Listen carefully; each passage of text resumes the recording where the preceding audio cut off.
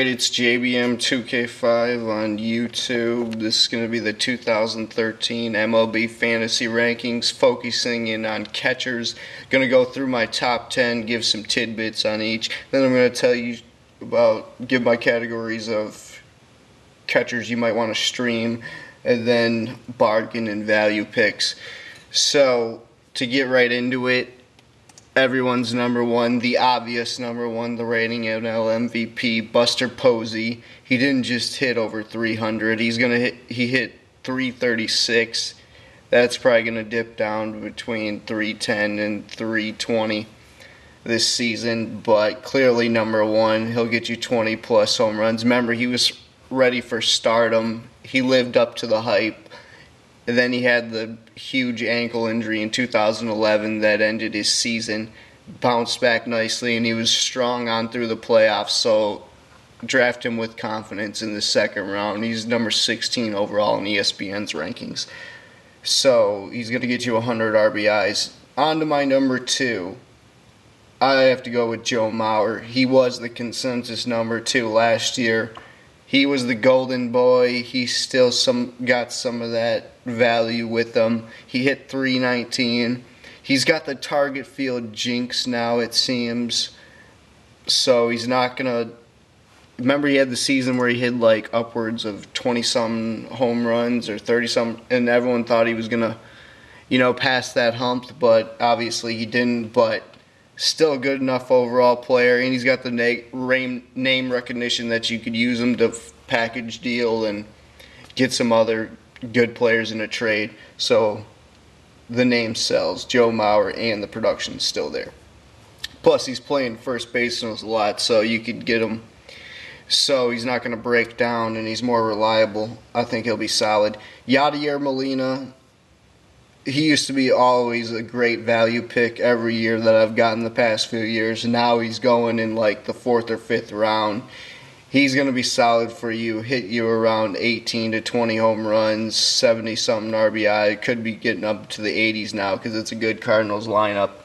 And the only catcher is probably going to steal you close to 10 bags, double-digit bags. Then I got V-Mart. He's not going to hit 330. He's coming off the serious ACL injury. Although reports, I am local from Detroit. I've been reading the free press every day. He's feeling nice. He's getting rest in spring training. Who knows? It might be. Now he's not only hitting behind Cabrera, he's also hitting behind Fielder and Cabrera combined. So, cannot wait for that.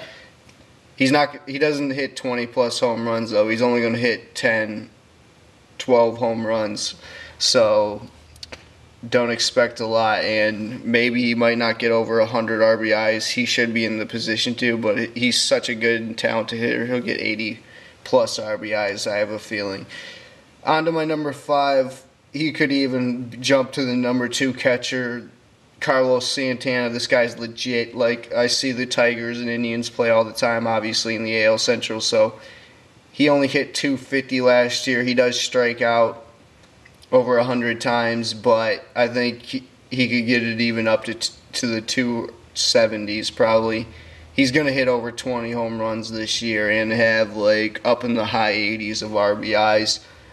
And he's going you get him in like the 10th round, so if you miss out on someone drafting Wieters or whatever, no, just draft the rest of your team and then sit back. If you miss out on Posey and you really wanted Posey, draft Carlos Santana. You'll get the home runs. You'll get the RBIs from him. Who cares if he hits 260?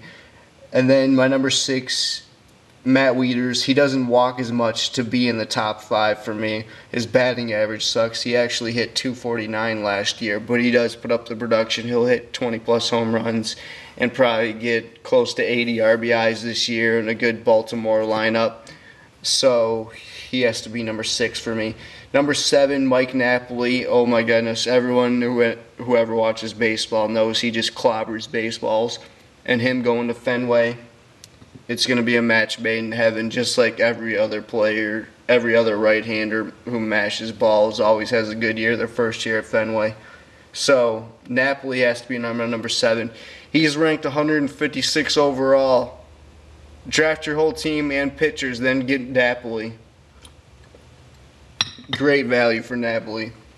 And then you could drop him. Cares, really? I mean, then Miguel Montero has to be my number 8. He'll hit 280, 80-plus RBIs. He strikes out more than any other catcher, but he's consistent. In the desert, it's high offense in that stadium, and so that's why he's posted those consistent numbers. A.J. Pierzinski, number 9. If you didn't own him last year, you don't understand how valuable he was for the White Sox. Almost had a career year. I'm so glad to see him out of the AL Central. As a Tigers fan, he used to be with the Minnesota Twins, and he used to kill us. And then he was with the White Sox from like '05 until this past year. I hated playing him. He's such a pesky player. Great player. Happy to see him go. And in Texas, you know he's just going to put up numbers in Texas.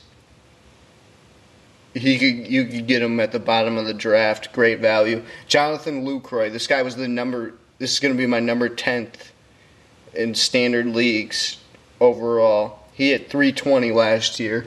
Got hurt. He was basically the number 1 catcher overall early in the season. Him and Carlos Ruiz, if you can remember. Then he broke his hand, and then he still went on to bat 320 and didn't produce the high RBI total. But look for a bounce back from him.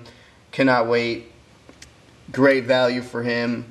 Best bargain and value picks, Carlos Ruiz. He's only suspended for 25 games, so that'll be gone and nowhere. So just draft like Wilson Rosario with 10th overall or something.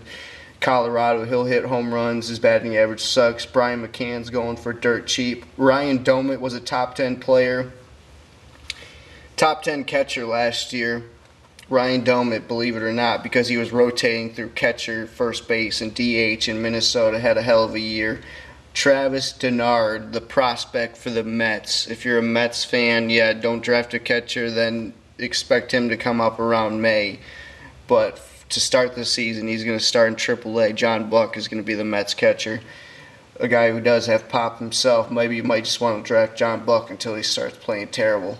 And then Salvador Perez, I'm not really buying into the 300 average. He'll probably hit like 290. He's not going to hit that many home runs. He'll probably only get like 70 RBI, so don't overdraft Salvador Perez. My sleeper is A.J. Ellis.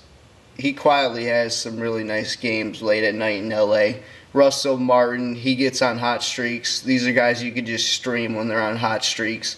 He goes to the new team, so you know he's going to have some burst, but he does lose Yankee Stadium, and he doesn't play at Fenway anymore, so that's going to hurt him. Gerald Saltalamacchia, he gets hot at Fenway and hits home runs. Anyway, those are my rankings. I'll put them all in the description and whatnot. You could hate me now. Tell me your thoughts and how you rank them.